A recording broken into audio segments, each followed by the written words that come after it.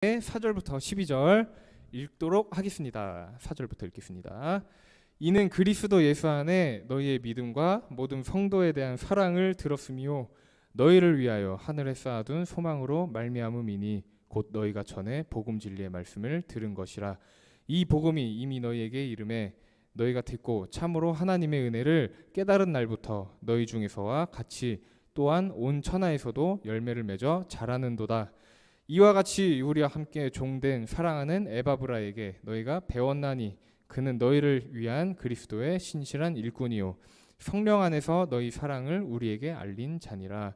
이로써 우리도 듣던 날부터 너희를 위하여 기도하기를 그치지 아니하고 구하노니 너희로 하여금 모든 신령한 지혜와 총명에 하나님의 뜻을 아는 것으로 채우게 하시고 주께 합당하게 행하여 범사에 기쁘시게 하고 모든 선한 일에 열매를 맺게 하시며 하나님을 아는 것에 자라게 하시고 그의 영광의 힘을 따라 모든 능력으로 능하게 하시며 기쁨으로 모든 견딤과 오래 참음에 이르게 하시고 우리로 하여금 빛 가운데서 성도의 기업의 부분을 얻기에 합당하게 하신 아버지께 감사하게 하시기를 원하노라.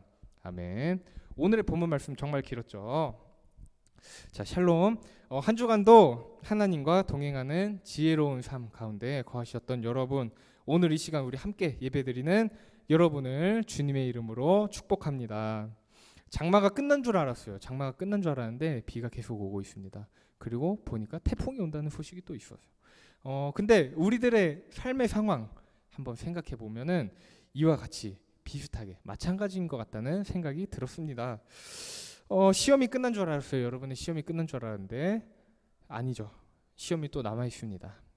그리고 우리가 그날 기도하면 끝인 줄 알았어요. 근데 다음 날도 기도를 해야 한다는 것이죠. 이후에도 우리가 기도를 멈출 수 없다는 것입니다. 지난주에 제가 말씀드렸던 설교, 우리 같이 이야기 나눴던 설교, 선택 2 같이 그냥 설교 듣고 그대로 지키면 끝인 줄 알았어요. 그대로 살아야지 끝인 줄 알았는데 다음 주에도 이번 주에도 저는 여러분에게 설교를 하고 있다는 것이죠. 여러분이 각자의 삶의 자리로 나아갑니다. 예배가 끝나고 다시 나아가요. 그러면 그럴 때 말씀을 그대로 지키기 위한 삶을 여러분이 살게 된다는 것입니다. 물론 이제 지난주 제가 앞서서 말씀드렸던 선택이라는 주제, 이것은 개인의 권한입니다. 우리가 그리스도인이라면, 그렇다면 우리가 하나님의 뜻을 구하며 지혜로운 선택을 해야 되겠죠. 제가 한 주 동안 좀 정신이 없었습니다. 말씀을 준비하면서 몸이 좀 안 좋았어요. 몸이 이상하더라고요. 막 머리가 아프고 몸 상태가 좋지가 않았습니다. 그래서 열을 재봤는데 밤만 되면 열이 오르는 거예요. 아침에는 괜찮은데 머리가 막 아픕니다. 그래서 병원에 갈까 말까 고민을 했었습니다. 근데 열이 내렸어요. 그래서 가지 않기로 결정했습니다. 선택을 한 겁니다. 제 나름대로의 선택을 했는데 왜 그러한 선택을 했냐? 한 주 동안 내게 주어진 시간을 병원에 가는데 쓰기로 한 것이 아니라 생각하는데 쓰기로 했던 것이요. 어떤 것을 생각해야 되느냐? 학예수련회를 준비해야 돼요. 그리고 앞으로 나의 인생, 앞으로 내가 살아가는 인생 어떠한 것들을 해야 될까? 어떠한 것들을 준비를 해야 될까? 어떠한 공부를 해야 될까? 공부에도 순서가 있다는데 어떠한 순서로 공부를 해야 될까? 그리고 내가 준비해야 될 것, 어떠한 준비들을 해야 될 것인가? 하나씩 생각해보는 한 주의 시간을 가지고 있었습니다. 그러던 중에 오늘의 말씀 제목이 생각이 났습니다. 우린 정말 해야 하는 일이 많다는 것이죠. 할 일이 없는 사람들, 부럽다는 생각이 들었던 적이 있었어요. 할 일 없는 사람들은 참 부럽겠다. 그런 생각이 드는데 왜 들었느냐? 제가 회사에서 일을 했었던 시절이 있었습니다.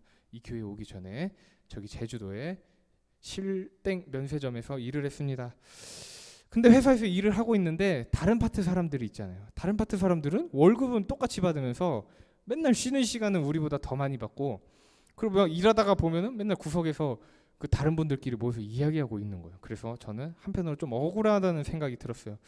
할 일이 없나? 막 그런 생각도 들고, 저도 왠지 나도 할 일이 없었으면 좋겠다라는 생각이 들 때가 있었습니다. 근데 이제 여러분과 함께 생각해보기 원하는 것이 떠오른 것이죠.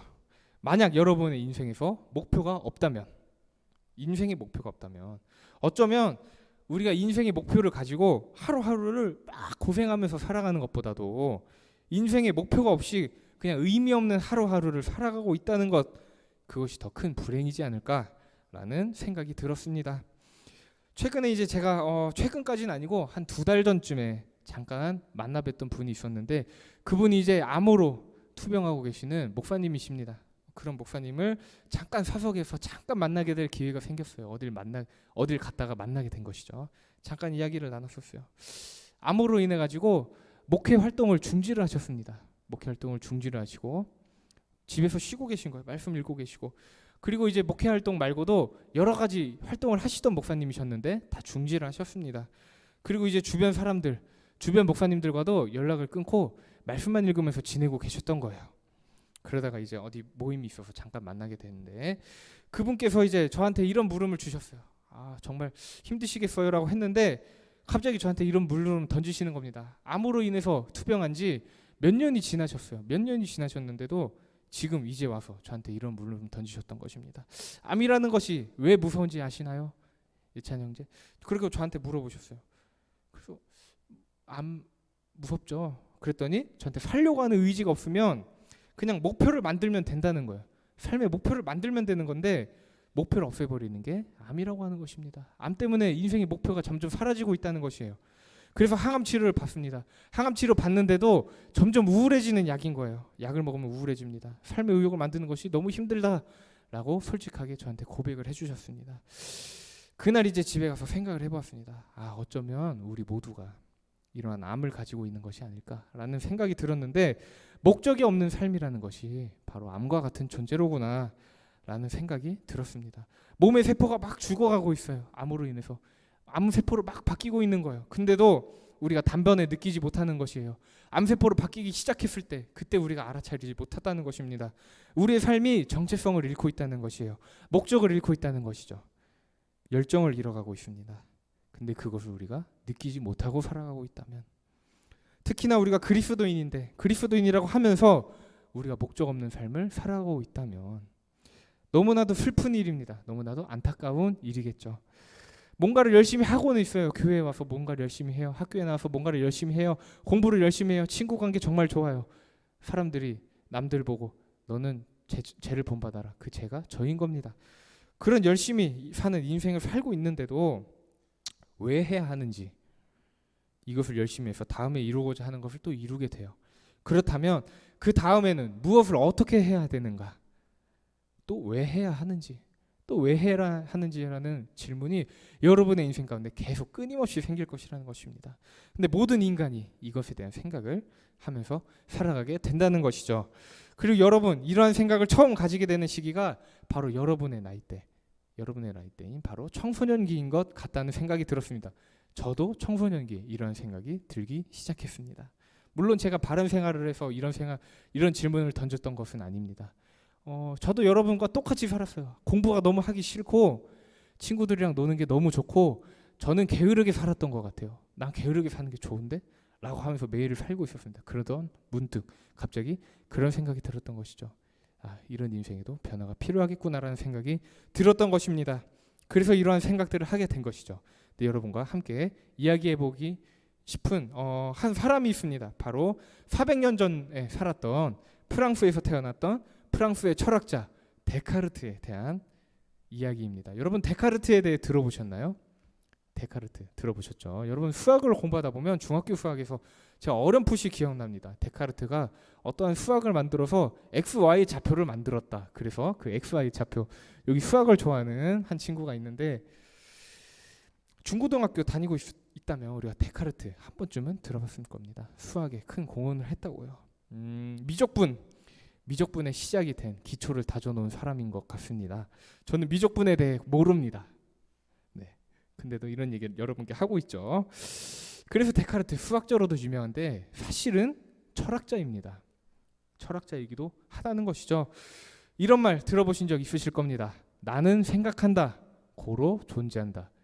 바로 이 유명한 말을 데카르트라는 사람이 했던 것입니다. 근데 왜 데카르트가 이런 말을 했느냐? 데카르트가 태어난 곳 프랑스였어요. 그리고 1600년대였는데 이 1600년대의 프랑스, 교황, 카톨릭 큰 힘을 잡고 있던 곳입니다. 프랑스의 왕보다도 교황이 더 큰 힘을 가지고 있었어요. 그래서 교황이 시키는 대로 따랐던 것이죠. 근데 데카르트, 프랑스에서 태어나 살았던 것입니다. 그런 카톨릭의 문화권에서 자라면서 배웠습니다. 근데 공부를 하면서 나이가 들면서 이러한 생각을 하게 된 것이에요. 많은 사람들, 대부분의 사람들, 어쩌면 모든 사람들이 당시에 종교 개혁이 일어났던 독일 그리고 프랑스에 살던 사람들은 그냥 인생을 계속 사는 것이에요. 카톨릭을 맹목적으로 그냥 믿으면서 살고 있는 거예요. 교황은 신과 인간 사이에 있는 존재다라고 그냥 알고 살고 있는 거예요. 교황이 그렇게 말하고 있으니까요. 근데 그러한 사람들 대부분이 그렇게 알고만 사는 것이 아니라 삶의 목적 자체가 잃어버리고 그리고 삶의 목적을 잃어버린 것처럼 살아가고 있다는 것이죠. 데카르트는 이런 느낌을 받았던 것 같습니다. 그래서 그는 삶의 의미에 대해서 다시 한번 생각해보게 되었던 것이에요. 그러다가 그는 이러한 생각을 하게 된 것입니다. 신은 반드시 존재하는구나. 교황이 끝이 아니다. 신은 반드시 존재한다는 결론을 내고 이러한 말을 하게 된 것입니다. 바로 나는 생각한다. 나는 존재한다라는 이 말입니다. 근데 이 말이 우리가 추구하는 것들이 있어요. 그런 추구하는 생각들이 있고 사상이 있는데 신이 존재한다는 결론으로 빠져나갑니다. 사람이 생각하는 것, 신이 존재하기 때문이다라는 말이에요. 좀 어려운 말이죠. 근데 이 놀라운 말을 한 것이 많은 학자들이 이 말이 명언이라고 하는 이유가 뭐냐면 데카르트가 죽은 지 370년이 지났습니다. 보니까 1650년에 죽었대요. 1650년에 죽었는데 370년이 지났어요. 지금 2020년이죠. 근데 2020년인데 우리들 또한 같은 생각을 하고 있다는 것입니다. 잠시만요.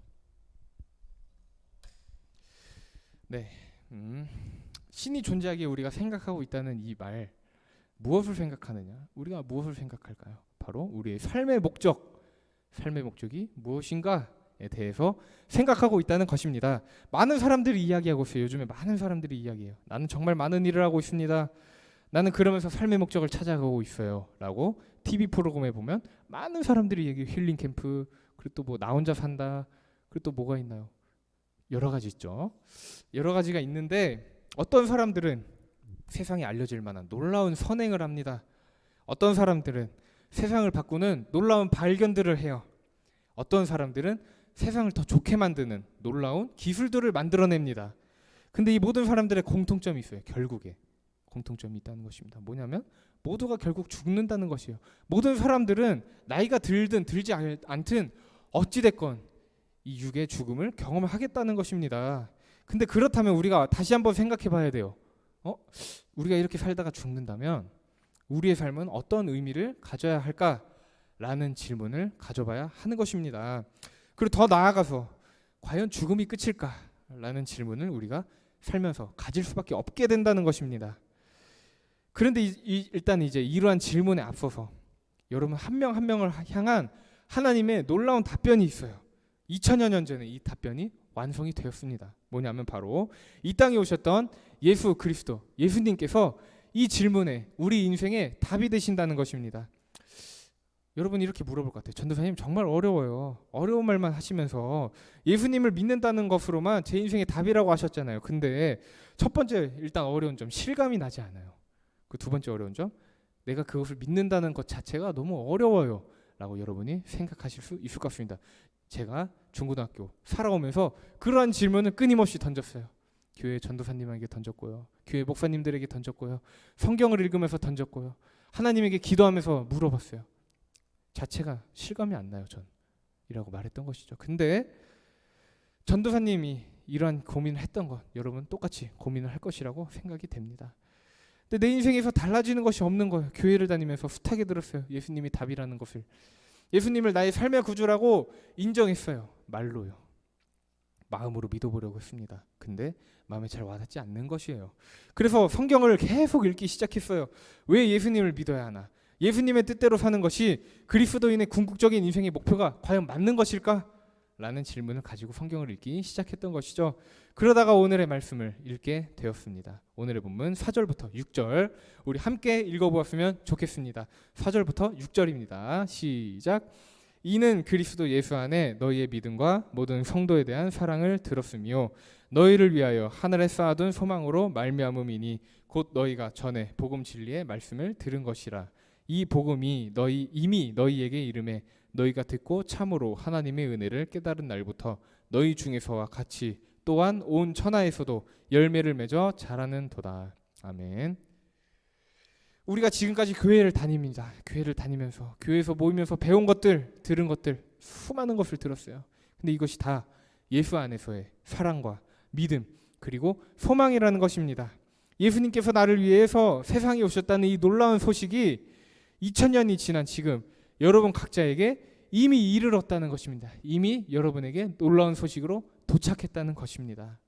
우리는 이 놀라운 소식을 받은 사람들이에요. 왜냐고요? 우리는 그리스도인이기 때문입니다.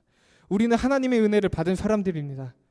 우리가 그 사실을 깨달은 그 순간부터 우리의 삶 속에서 그리스도인의 열매가 맺어지기 시작한다는 것입니다. 오늘의 설교 제목 처음에 보셨나요? 오늘 설교 제목 꽤나 길었습니다. 제가 여러분께 설교를 준비하면서 만들었던 설교 제목 중에 오늘의 설교 제목 제일 길었던 것 같아요. 우린 정말 해야 하는 일이 많습니다. 그러나 17글자군요. 그리스도인이면 이렇게 살아야 합니다. 저렇게 살아야 합니다. 우리 정말 해야 하는 일이 많아요 라고 말합니다. 근데 오늘의 말씀을 기록한 사도 바울 골로새 교회 성도들에게 이렇게 말하고 있습니다. 그리고 지금의 모든 그리스도인으로 살려고 하는 모든 사람들에게 이렇게 말하고 있습니다. 우리 정말 해야 하는 일이 많습니다. 우리 정말 분주해야 합니다. 우리 정말 하는 일이 많습니다. 바쁩니다라고 말하기 전에 이렇게 말하고 있습니다. 예수님의 그 복음을 받아들인 사람들, 지금의 나의 삶이 하나님의 은혜였구나라는 것을 깨달은 모든 사람들, 그의 삶 자체에서 그리스도인의 열매를 맺기 시작한다는 것을 먼저 말하고 있는 것입니다. 우리가 어떠한 행위를 해야 하나라는 생각을 하기 전에 하나님의 은혜에 대해서 깨닫고 생각해 봐야 하는 것이겠죠. 내가 예수님을 알게 된 것 자체가 하나님의 은혜입니다 라는 이 놀라운 사실 하나가 여러분의 인생 전체를 뒤집어 놓게 될 것이라는 것입니다. 만약 우리가 그것을 깨닫지 못한다면 여러분은 끝없이 인생에서 무엇을 해야 하나라는 질문에 멈춰 있을 수밖에 없겠다는 것입니다. 여러분의 인생에서 예수님이 있고 아니면 예수님이 없고의 차이가 느껴지신다면 여러분께서 하나님의 은혜에 대해서 깨닫기 시작할 때 그 차이가 느껴지실 것입니다. 그리고 더 나아가서 우리는 한 사람을 주목해 볼 필요가 있을 것 같아요. 오늘의 본문에 사도 바울이 언급했었던 에바브라라는 사람입니다. 그는 사도 바울이 골로새라는 도시였습니다. 교회를 세울 때 옆에서 함께 도왔던 사람이에요. 이 에바브라라는 사람이. 그리고 그는 사도 바울이 나중에 로마의 감옥에 갇히게 돼요. 그때도 로마의 감옥 안에서 사도 바울과 함께 지냅니다. 자기는 죄 지은 것도 아닌데요. 그러면서 사도 바울을 시중 들어주던 착한 사람이었습니다. 사도 바울은 이런 에바브라를 골로새 교회에 편지를 쓰면서 언급합니다. 그리고 그가 성령 안에서 사랑을 실천했던 사람이라고 말하고 있는 것입니다. 그를 통해서 에바브라를 통해서 그리고 그가 했던 일들을 통해서 골로새 교회 사람들이 더욱 성장하기를 간절히 바랐던 것이겠죠. 오늘의 본문 말씀 9절에서 12절을 함께 읽어보았으면 좋겠습니다. 9절에서 12절입니다. 함께 읽도록 하겠습니다. 시작. 이로써 우리도 듣던 날부터 너희를 위하여 기도하기를 그치지 아니하고 구하노니 너희로 하여금 모든 신령한 지혜와 총명에 하나님의 뜻을 아는 것으로 채우게 하시고 주께 합당하게 행하여 범사에 기쁘시게 하고 모든 선한 일에 열매를 맺게 하시며 하나님을 아는 것에 자라게 하시고 그의 영광의 힘을 따라 모든 능력으로 능하게 하시며 기쁨으로 모든 견딤과 오래 참음에 이르게 하시고 우리로 하여금 빛 가운데서 성도의 기업의 부분을 얻기에 합당하게 하신 아버지께 감사하게 하시기를 원하노라. 아멘. 에바브라를 본받아야 합니다. 사도 바울을 본받아야 합니다. 골로새 교회의 모든 성도들은 에바브라와 사도 바울을 본받아야 했다는 것입니다. 그래서 기도에 힘써서 하나님의 뜻을 구했으면 하는 그 사도 바울의 마음, 이 말씀을 통해 담겨 있다는 것이죠. 지난주에도 이야기했습니다. 하나님의 뜻을 안다는 건 우리의 지혜라는 것입니다. 세상의 지혜 떠나서 하나님의 지혜는 바로 하나님의 뜻을 아는 것입니다. 그리고 하나님의 뜻에 합당한 삶을 사는 것, 그래서 하나님을 기쁘시게 하는 선한 열매를 삶에서 맺어가는 것, 그럴 때에 우리의 인생의 질문이 달라지기 시작한다는 것이죠. 무엇을 해야 하는가라는 질문에서 어떻게 해야 하는가로 바뀌게 된다는 것입니다. 하나님의 뜻에 합당한 삶을 살기 시작할 때 하나님의 영광을 따라서 삶의 모든 영역에서 여러분의 삶에서 선한 영향력이 나타나기 시작한다는 것입니다. 여러분의 삶의 과정 가운데서 많은 어려운 상황들이 등장할 것이에요. 하나님의 뜻대로 살기 전 많은 어려운 상황들이 있었습니다. 근데 하나님의 뜻대로 살고 난 이후 마찬가지로 여러분의 삶은 어려운 상황들의 연속일 것이라는 것입니다. 하지만 우리는 그럼에도 하나님의 뜻을 구하며 우리가 살아가는 동안 오래 참음이라는 것을 배운다는 것입니다. 그러니까 우리는 모두 걱정만 하시지는 않았으면 좋겠습니다. 어떡하지? 걱정이 된다. 걱정할 필요가 없다는 것입니다. 할 일 정말 많아요. 우리가 할 일 정말 많죠. 근데 그럼에도 우리는 감사하며 살아가야 한다는 것입니다. 감사하며 살아가는 멋진 인생들이 되었으면 좋겠습니다. 하나님께서 우리를 하나님의 빛 가운데로 인도하실 것입니다.